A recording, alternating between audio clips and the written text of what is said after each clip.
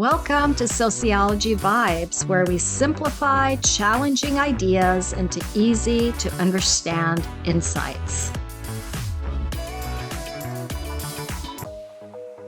Today, our focus is on the explanation of the symbolic interactionism theory on social stratification. Social stratification is a way for sociologists to understand social inequality in society. It refers to the ranking of people in society based on things like wealth, education, and power. Social stratification creates a structure or a system where some people have more opportunities than others. Symbolic interactionist sociologists view social stratification as a social construction of reality. Through everyday interactions, people create and agree upon meanings that then become part of social life and how people perceive social life. Social interaction is not possible without verbal and nonverbal communication, and therefore language reflects the social inequalities and the social stratification that exists in society. Cultural stereotypes and beliefs are embedded in language. Let's examine the following words: master, bedroom, mistress, high culture versus popular culture, upper class versus underclass, his story versus heroine or herpes, white lie, and mankind. Are these words a coincidence or subtle inequalities embedded in the use of language? You decide. Regardless, as children learn language, they begin to internalize the social inequalities that exist between groups of people. And children learn the meanings of words, and those meanings then become a part of their self-identity and how they interact with others. While functionalist sociologists see social stratification as necessary, and conflict sociologists see it as unfair, symbolic interactionists focus on how people experience and display social inequalities in everyday interactions, behaviors, and even material objects that symbolize status symbols. Symbolic interactionist sociologists emphasize that people express their status in society through the way they speak, dress, and behave. Certain status symbols like designer clothing, luxury cars, expensive watches signal higher social status and are representations of the social stratification system.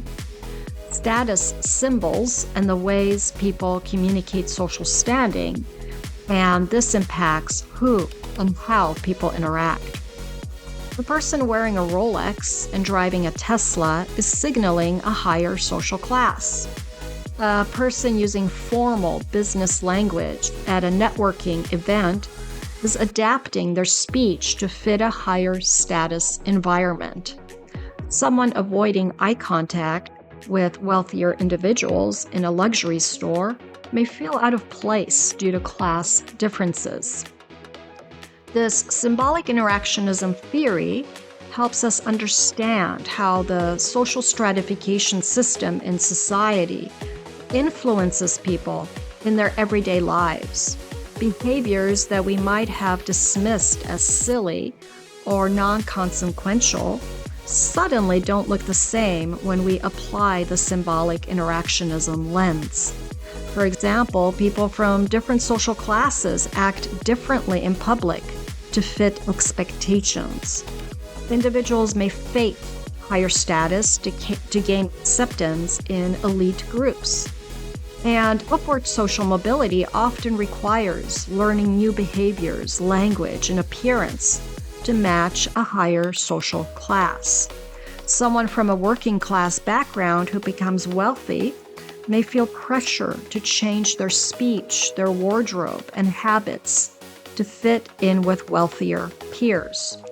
From a young age, people learn to adopt to the social stratification system in which they live through the socialization process. They learn what is culturally normal and acceptable based on the cultural ideologies and stereotypes that maintain social inequalities. As children and later as adults, people internalize these stereotypes. They can become self-fulfilling prophecies as individuals risk becoming the labels placed on them. And this works out great when a person enjoys a higher social status in society, but not so great when a person is part of the marginalized group in society, especially when related to race and ethnicity, social class, and gender, among other groups.